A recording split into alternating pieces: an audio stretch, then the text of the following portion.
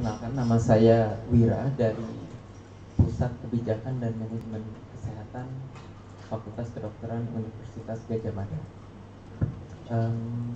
I have question related to your presentation for Peter. I think this is very new for me, the reality check approach, and this is very interesting. I can see some important message that we can take from the people. This is a specific question related to your study. I didn't see any allocation for health in among the people that you have been involved with. Is it because of our health system or our JKN, Jaminan Kesehatan Nasional, is very good that people doesn't have to really spend money anymore? Or is it because they don't really think about it?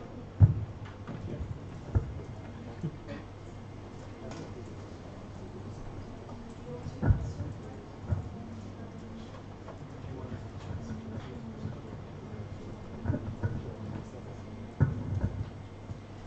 Thank you. My name is Richard Makalo, working for the UNFPA, United Nations Population Fund. I have two questions here. One is directed to the first presenter, to Yulia.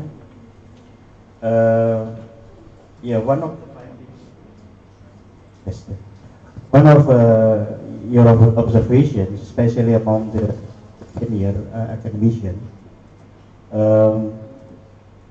revealing that one of the burden is the kum, collecting the kum. Have you done any further observations of the kum here, which one of the sources is through the research? Whether the research is actually useful for contribution to the knowledge, or the research that they've been doing is only to fulfill the requirement of the kum. That is the first question. The second is, my question is directed to Peter. It's interesting to note that there has been an increase in consumption of snacks, replacing the food. Have you done any further observation why it happens? Like what type of foods is being served in the household, and whether they are just merely traditional food, and what's the role of what you call some stuff like MSGs, in this case, because in many cases snacks actually, how to attract the children to consume snacks, they use MSGs, so it becomes tasty. So because of tasty, they are more attracted to consume snacks rather than ordinary food being served at home. Thank you.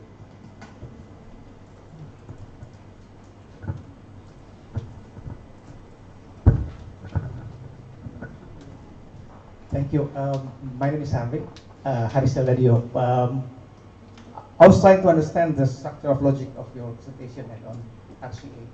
Number one, you display some figures started from some 100 people as a sources of information, and then to 2,000 people as a sources of information.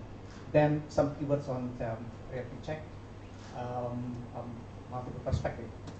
But then we come up with, say for example, in a women group, it's on the one perspective. They don't want to pursue more career on academics. And you display some figures on some people on average spend on some amount of money on cigarettes and things. That's, to me, it's only one figure, one perspective you just present. Then my question is that when you told us about multiple perspectives, and you have thousands of sources of information, how did you average or aggregate in terms of productive techniques then to come up with this one single perspective?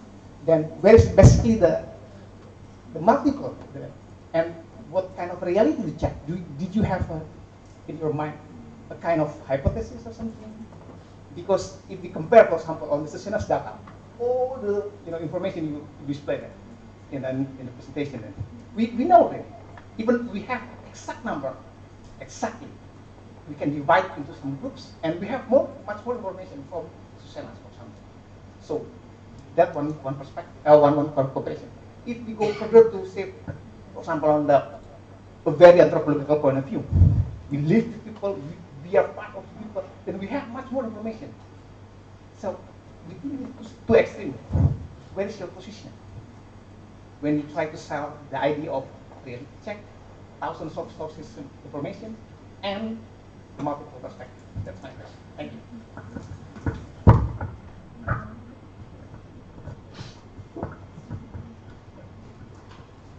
Okay, yeah. Firstly to Pat Weir about the health costs. So health costs would probably come within the periodic ones at different times and not be within the regular expenses. We have done studies actually where we've been living with frontline health service providers to actually understand how people or related to the Puskas Mass, and if they were buying kind of the free medicine at Puskas Mass. And quite often it would be because of the queues and the perception on lower quality of the medicine at the Puskas Mass, people would be buying it still outside at the kiosk or other areas. But related to how planning around it, it wouldn't be a cost that people would be so much planning around. It's more when they have this health emergency to actually try and sell some of these assets they may have to try and produce the funds to support that. But yeah, there is a study which I can happily share with you, sort of, which goes into a lot more depth about people's perceptions around using the Puskas Mass, the services provided by the Puskas Mass, and how they're linking up with their health concerns. Yeah. To Richard, so in terms of I'll cover the snacks first. So yeah, it's tasty. There's MSG, and so that's attracting people or children to the snacks. I think another key element is the social aspect, and so it's part of a social need at school to be buying snacks and sharing with your friends. And if you're not within that circle, you're being excluded. But then also because of this, the busier lives, the multiple incomes that families have, the at-home parents are busier, circulating around, trying to maybe out in the morning when they're doing the illegal logging or something, and so there's less food available at home being cooked at home. We have done some studies on this as well, so a recent one with UNICEF, which is looking a lot more at the snacking culture for teenagers and the reasons behind that, and these are some of the aspects around that as well. So happy to also share that study with you. Discuss the kum. So, about the kum and how it's perceived by different groups of academics. For the senior academics, indeed, they have the opportunities to choose. They have opportunities to choose to go for research rather than teaching, because it can give them more time for kums. But for junior academics, it's also, as they described, the compositions for teaching is bigger than doing research. So that's the different. The opportunities that provided for different groups. But for the whole, disregarding senior, junior women academics, kum it is the center of academic activities, and one of the driver of the motivations for academics doing their like academic work. Only the different how it perceived and how it can make a choice, it relates to their status and also opportunities provided for them. I hope it's clear. And for rigor, I think your question's related to rigor. So how we perceive multiple perspectives and during immersions. So, of course, we don't call it RCA as a really ethnographic research, because of ethnographic research that you have to stay longer, you have to learn the language of the local people, to immerse in certain period of times. And I think we're labeled as a light touch of ethnographic research, but more into like listening skills. So first is listening skills, and second, all the researchers, they have to be aware of power relations during the research, power relations between the researcher and the study participants, or the power relations among the participants themselves. So we take into considerations how you present yourself as a researcher, that make it like really as humble as possible, because of the, like Peter already describes, the context of informality and comfortness, to be engaged in a meaningful, insightful conversations. That's the key. So you get a relaxed environment where people also build on trust, and we're doing also participants' observations.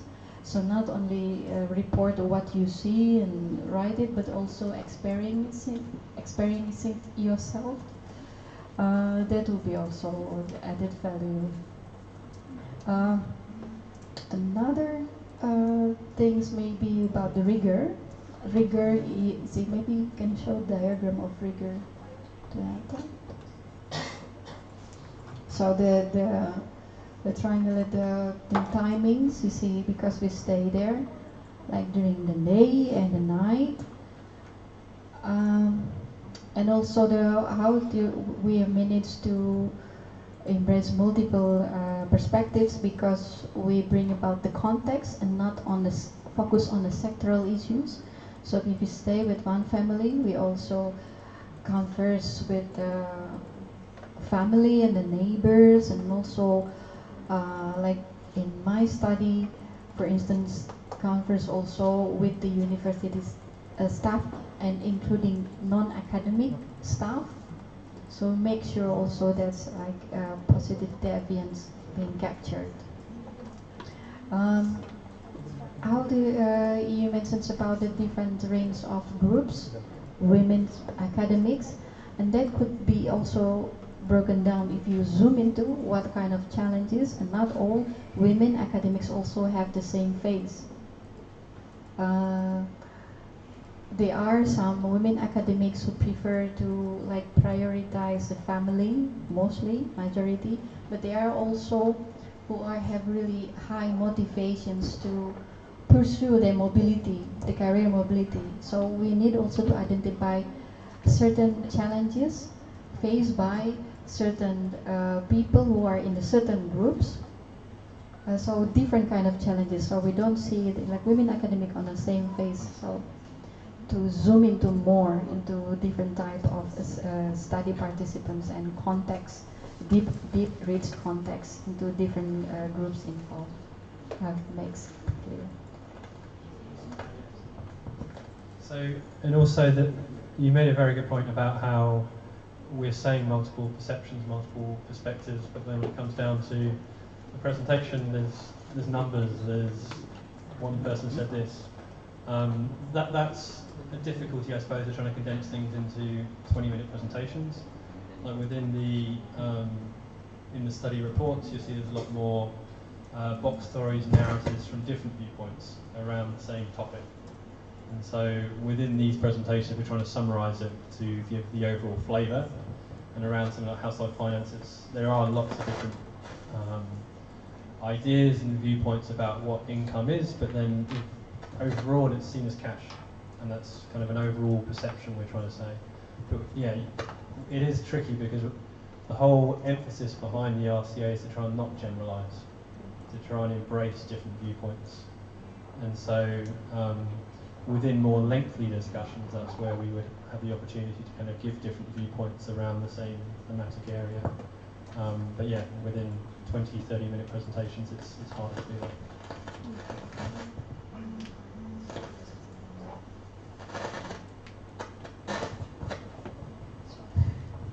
No hypothesis because it's grounded theory, grounded reason. So can you explain a bit more what you mean by grounded theory? So you came to the field with no set of questions, or you already have like the aims, but like you will see what kind of question will arise on the field. Can you explain? I think you see we have these areas of conversations, and of course before going to the field we have to study.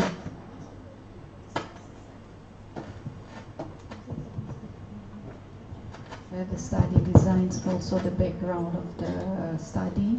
We have that, the references and literatures, but we don't have the specific questions because we are trying to embrace the context, complexity of the context. So areas of conversations are only the guidelines for us to be engaged in insightful conversations. So, but the grounded theory vignettes here, like framework analysis. So there are 4-step different framework analysis, but don't do the last one, interpretations, because we're trying to distance ourselves from giving interpretations and let the context speak for ourselves. Okay. Before we go to the next round, maybe some of you are curious about this.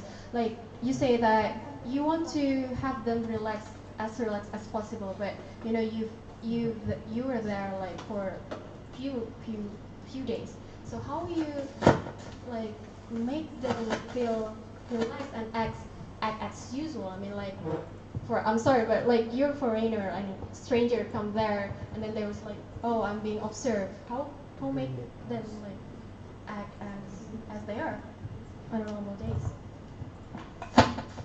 I think the key is so that they don't feel that they're being so much observed, but you're really taking part in the day-to-day life of the family, and so taking part in, if it's the cooking, the going to hunting, farming, taking an interest in their life, and within the first couple of days you're really just trying to get to know each other. You're not having discussions about household finance or about incomes and stuff. But you're getting to know people as people first and breaking down those power imbalances. One way I found is really good is actually just making a fool of yourself quite quickly. And so I remember one of the last communities we were playing volleyball, and I was awful at volleyball. And so by being there and taking part in activities and showing that you're there to learn, you're there to understand, you're there to engage on their daily activities, and things won't be changed by your presence, and you really insist that from the very beginning. And it's difficult. People do want you to be a visitor. They do want you to have special treatment. But you have to go over and over and over again saying we want to understand the life or your daily life and not a special arrangement for 4 or 5 days. And in the end, yeah, people do get it, and it takes time at the beginning to break down those barriers, break down the kind of power differentiations, but you do end up having a lot more relaxed, informal, open discussions. Okay, thank you. Okay, so the next round we will also have 3 questions. Asset, and this one.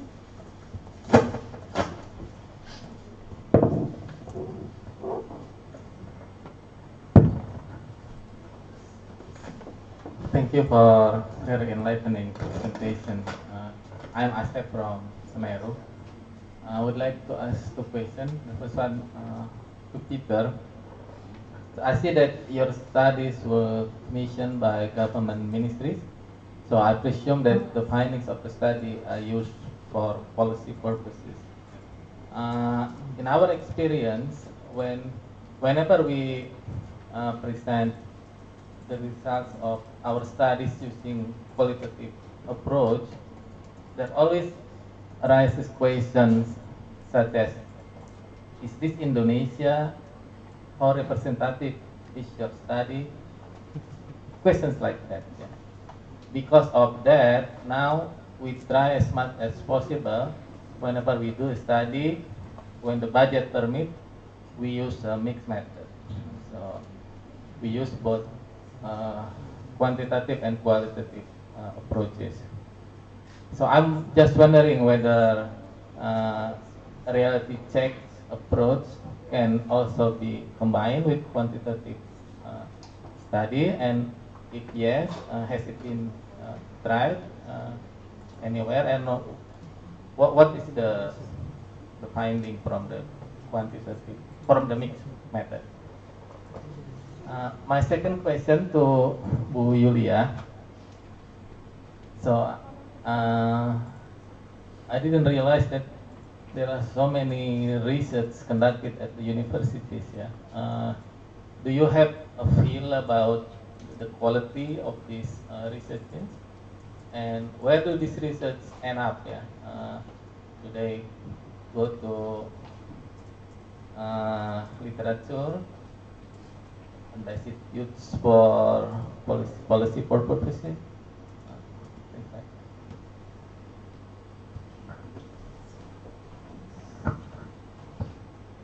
Terima kasih. Nama saya Sentot, saya dari Kompak, Pfizer. Peter, you mentioned that, or did you mention that the household that you surveyed are the receiver of social protection program? So I'm interested to see, because you only present us the spending, household spending from their cash income, but didn't you ask questions like how many times they use their social protection cards to fulfill their different needs, maybe using KIP, using case, or kartu tani? And I wish you as well whether the money that went to the village now, the village transfer also creates additional income from working at the village projects. Because it has been 3 years since the village law implementation. So if you haven't done that, I think this should be an interesting subject as well, whether village law creates additional income, especially at the rural area, of course. Ibu Yulia, I've been away too long from campus life, but so it's really interesting. But also, I had many concerns that the culture of reading, even in campus, also decreasing. But I'm interested whether the relationships between students and teachers now different from before. I suspect maybe different. When you said that canteen is a good place for people to learn and interact, whether teacher also sit there, the lecturer also sits there with the students often, or just students, and maybe the lecturers feel better to spend their time in cafe. And thank you both.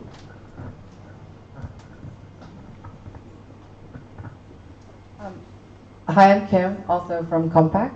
And my question is along similar lines. So you're using the research to think about providing various perspectives to policymakers. So how do you help them understand and appropriately consume this research, so they don't see it and say, okay, this represents all of Indonesia, so we're going to base policy on the findings from a study with 34 families. I think that is an interesting tension of how do you share this, because it's really interesting and provides interesting information, but what do policymakers really need to do with it?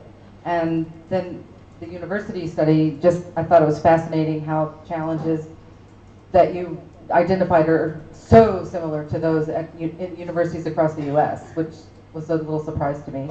And just wondering if students are involved in the research process as well. So do they have research associate or research assistantships? Is part of the mission, in addition to doing research, is building future researchers with your student population?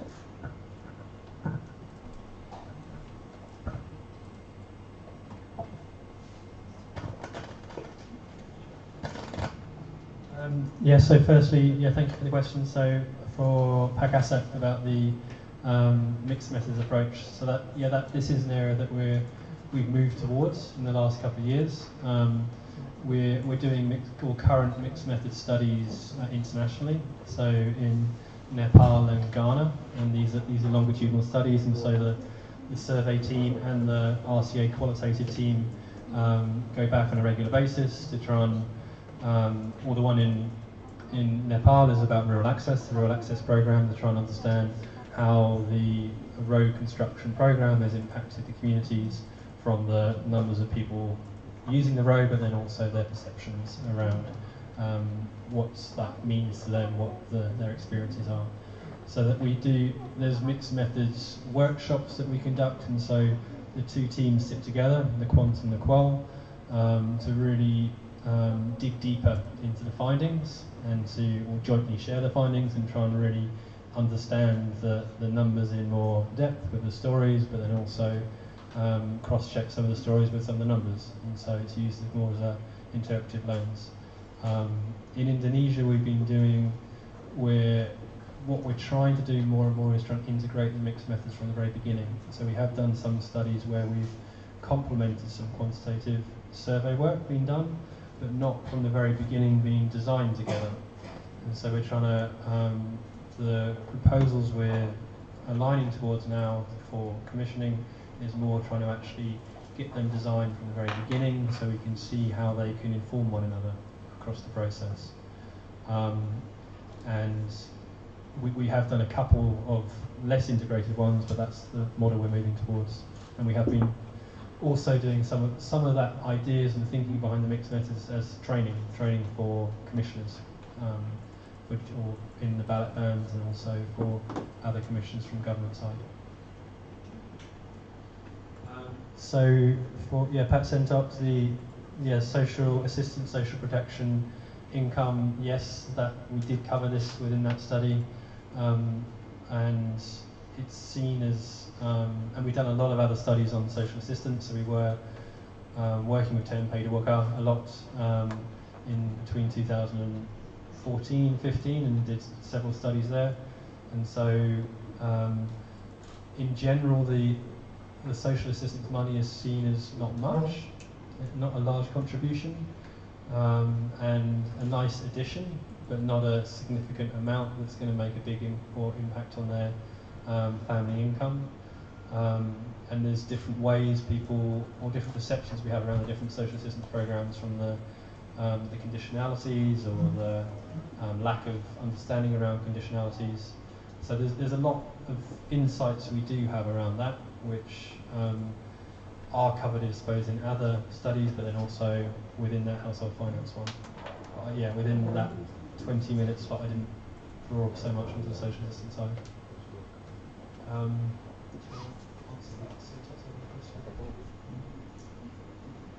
And then, of course, for Kim, in terms of how to engage the policymakers, I think it's in different forums. So there is the presentation, which you do have to distill information down, and people get segments and snapshots, and we do want to reflect the multiple realities, multiple perceptions, and so we then try and have more informal discussions, which would last for a lot longer to go into the details, and more so now to try and build this into the dissemination process. So at the very end of programs, to actually have these type of workshops where we sit down and actually go through the findings and what people are being saying, but then try and help to make some interpretations there as well. So the RCA, we deliberately try not to put our technical lens on and actually inform or make recommendations, but we're thinking more so to try and have these type of forums, discussions with programs and policymakers to facilitate that process, so that more tangible policy implications can be made, and not just off a 40 or a brief presentation where you're pulling bits out.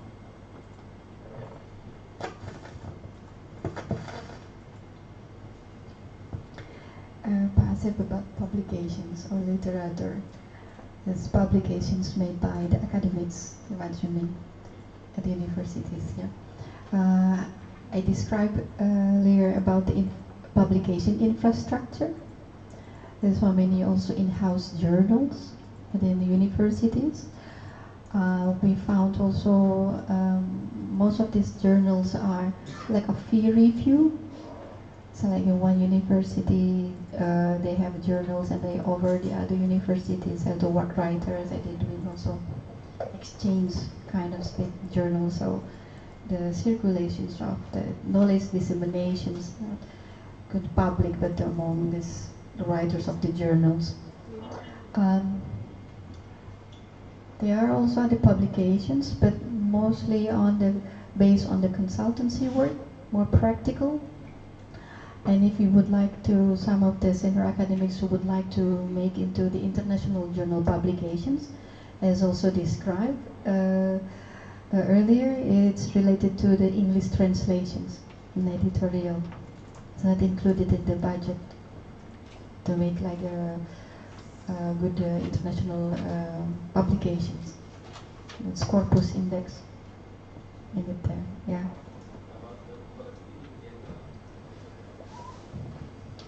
Well, the publications, the research.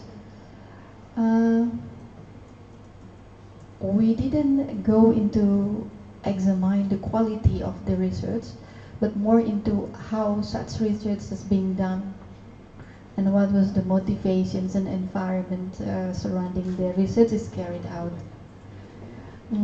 Like mostly, for instance, for the research done by the senior academics, it's always like giving a choice between you do the research. They are passionate researchers. We found also some passionate researchers who really doing really proper research.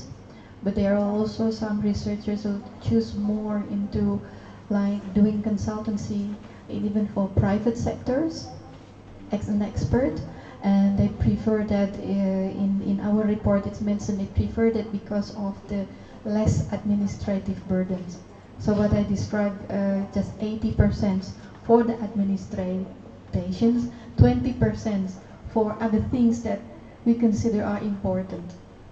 So most of the major challenges are first administrations, and second is also time constraints of doing the research, and also from doing research until reporting. And the third is also how's the economic benefits from doing such research. So we found identify what are the elements that influence certain lecturers make decisions not doing research with this, and then prefer to do the research more on practical levels. Not doing like a really solid, as it mentions, by confirming KSI finding also. Research for like really solid research for knowledge, but more practical research. For the informal settings, the learning outside of the formal settings. In the formal settings, the relations between the lecturers and the students, as also mentioned in the report, in the formal settings also very formal, in a very hierarchical way.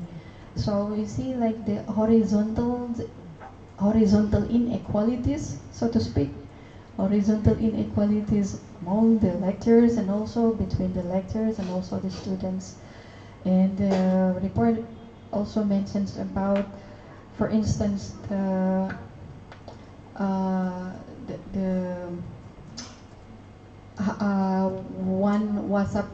one instructions how to send the WhatsApp to a lecturer.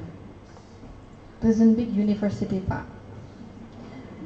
So you need to say SOP, Pak. SOP, how to send a WhatsApp to a lecturer. What you should say, you should do, how it's really code of conduct. And like if you see presentation, the character buildings mentioned about the code of conduct, dress code, and those are also reflecting in the relations between the lecturers and the students. Also kissing hands, for instance, a sign of respect.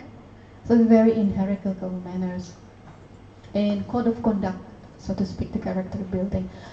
But the interesting part we found that in order to able to get the shared informal learning process between lecturers and students and different groups, the interesting part is when they are part of the, so to speak, the degree of the vulnerability. So when you are in this position, when you are able to choose in your academics work, then you tend to have like really higher gap between the others. But when you have less opportunities and space to choose, to choose in terms of doing your academic work, then the gap is lower.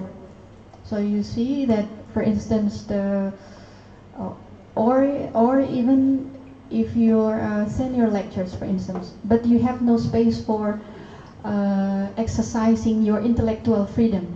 We found, even though they are senior lecturers, they have like lower gap. They are part of these informal settings. They call it like creating like kind of pengajian, but it's not pengajian of that, it's literature study. So we found also some lectures like that. So it depends on how your positions, your vulnerability level in your working space. It determines your closeness, social cohesion, so to speak, between lecturers and the students. That we found about students and the lecturers. This is really interesting. We found, of course, positive deviance. Like if you remember from my descriptions, also networks and nepotism. So it could be very good. It depends on who you know, not only what you know, who you know. In some university, there's a really good, strong mentoring culture, where they have this, okay, we provide a space for you to have your academic career and so on and so forth. But in some other universities, not in the network, but nepotism, and it's really blocks the junior or even students who would like to move forward with their academic careers. In some cases, we find, for instance, fresh graduates, they would like to be lecturers, then they call it assistant lecturers, but they're not yet a lecturer because they're problem also gaining a status. They're becoming not involved in the academic activities, but the status as a backup. So these particular lecturers, for instance, come to the university almost every day to be on call, just in case some more senior lecturers are not available, and in some particular cases, for instance, unavailable because of their women academic, their children got sick, so they could not come. So something like that. And so they back it up by these junior lecturers. So they are. We also discuss about this status. How you call yourself? We ask such lecturers. Would you call yourself assistant lecturers, or would you call yourself also assistant researchers? And the answer is, well, we are the backup. We are the on-call lecturers. So, yeah, so I think we provide also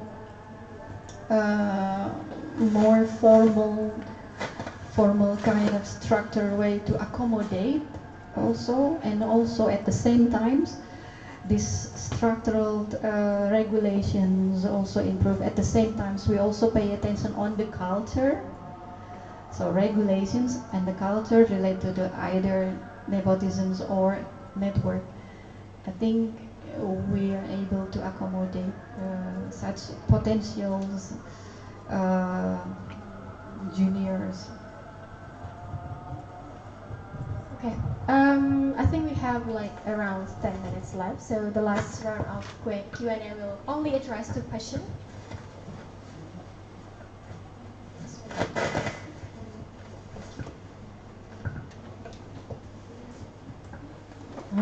Okay, thank you. My name is Fiona. I'm a PhD student at the University of Edinburgh. My questions is somewhat related to the previous two questions about engaging with policymakers. I was just wondering to what extent their realities is being checked. I mean, like, to engage with policymakers, obviously we need to better understand how they work, how they think, about their perspective. So I was just wondering, is there any study that include them as study participant within the RCA method? Thank you.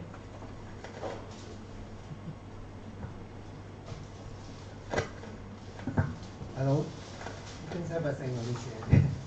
Speaker mungkin bisa, saya Matias, saya penulis blog. Saya mau tanyain tadi kan Peter bilangnya tentang biaya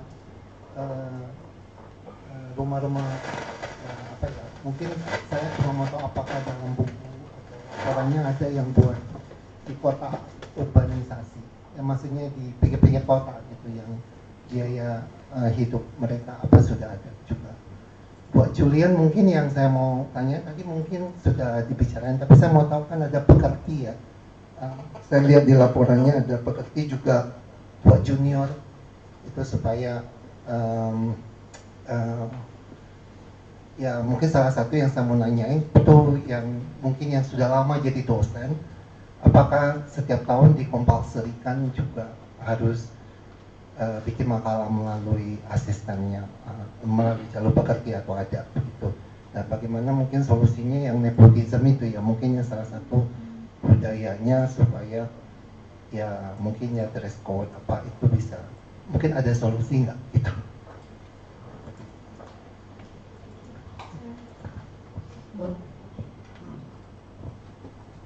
So yeah, for Fiona, for the working or understanding policymakers, we have at the at the village level. So from the point of view for village leaders, so the village law study, we were living with the village heads, with the secdes, with PPD members, as well as living with wider community members to try and understand different perceptions around village law. And we have also been thinking about, and we were discussing previously with DFED about doing some organisational ethnography. So actually trying to live also within district offices and trying to understand the day-to-day life of what happens within district, which would be fascinating. There would be different challenges, obviously, and that's what we've been trying to experiment with the last couple of years about doing the RCA within different contexts and how you have to slightly adapt the methodology within those different contexts to be more likely around kind of shadowing rather than directly living with policymakers. And a challenge would also be to try and have those informal discussions or the informal settings for those discussions, which was one of the challenges actually within the research study, trying to actually find spaces and times to have more open discussions. But yeah, it would be fascinating to try and understand also from the policy makers' perspective what their challenges are, how they, what their day-to-day experiences are, and how they relate to people's realities, to try and bring the perspective the other way as well. For Matthias, the household finance study was mostly in rural locations for that study, but we have also done other studies within urban context. And we're about to do a study with the World Bank on urban poverty, so to actually understand the different natures of poverty within urban locations and also the migration, rural to urban migration. But yeah, this study was mostly in rural locations. Does that answer that question fully? Or?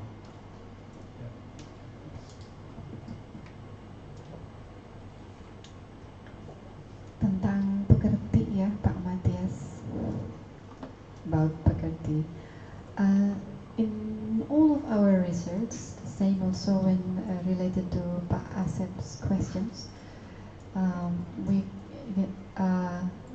found like the elements that influence the research, the quality of research, and how people can make a choice, go for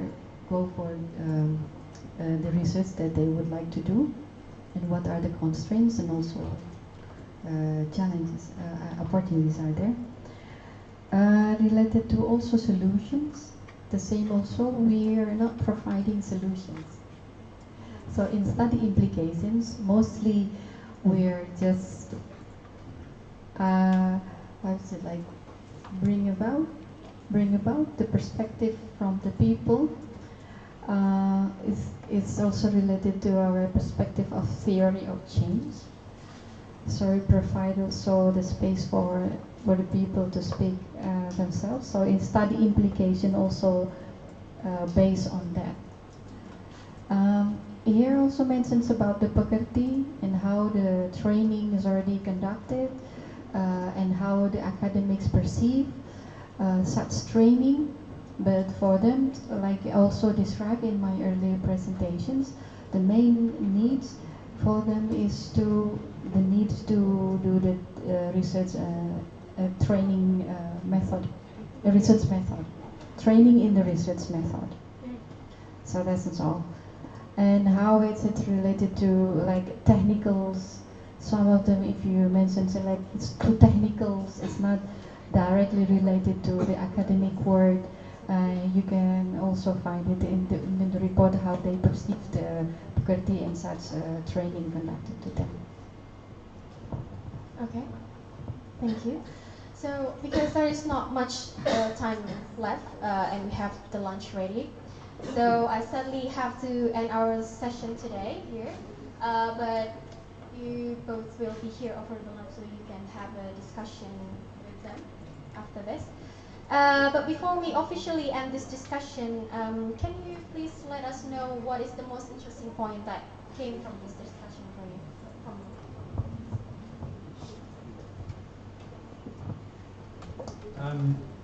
Yeah, I found it. It's useful food for thought. I think it's become as, or in the same way as an RCA, kind of a two-way discussion, conversation, and the idea about we do talk about multiple perceptions, and then the way we portray it is a challenge. If we're trying to summarize things down into presentations, then we are coming up with overarching generalizations, which is kind of going against what we're trying to illustrate. And so that is a challenge for us to work through. I think one way will be through the mixed methods approach. So to actually working on the mixed methods, so the RCA is a complement to other research methods. It's not a standalone. And so it can be used to inform and understand some of the data in different ways. And then the other way of trying to work more closely with the policymakers or the programs after the studies, so it's not just a one-off presentation and the generalizable findings are taken away, but then the details, the stories, the nuances are also understood by policymakers, and it's contextually understood about where these locations were, what the realities in those situations were, so that kind of extrapolated conclusions aren't drawn too hastily from one study.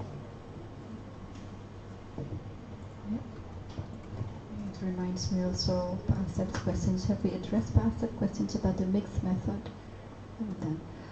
I think what is the most important for me, the insightful topic, is the human-centered approach in viewing social change processes is still a long way to go. Okay then. Okay, that finally brings us to the end of the event. But please first let me give you a summary of what we have discussed over the last 2 hours. So you have know that the RCA will help us understand the multiple realities in people's life, that there is no one size fits all. And then Yulia and Peter has described their 2 studies on higher education and home finances. And during the discussion, they also give more information how they collected the information, the methodology, the analysis, as well as the advocacy to the policymakers.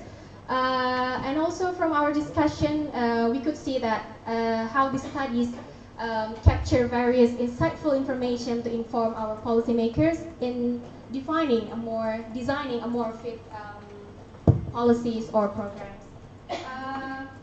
So I, Mirza Izzati, on behalf of Smeru, thank you for coming today or watching us on live streaming and contributing to this discussion. We hope that you found the discussion informative and that it has provided you with an in-depth insight of the issue. So, and then I'm glad to inform you that we will have five more forums in the next 3 weeks in the same place. You can find the details on Smeru website, www.smeru.or.id, and you can type FKP 2017. Okay, thank you, and we'll be happy to see you again here next week. Before we left, Pak Asep will give the souvenirs to Peter and Yulia.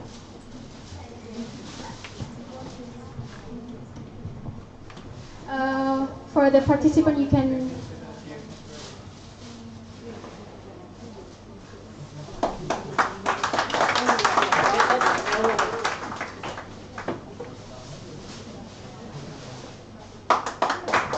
Thank you. Okay, so for the participant, you can help yourself, have their lunch over there.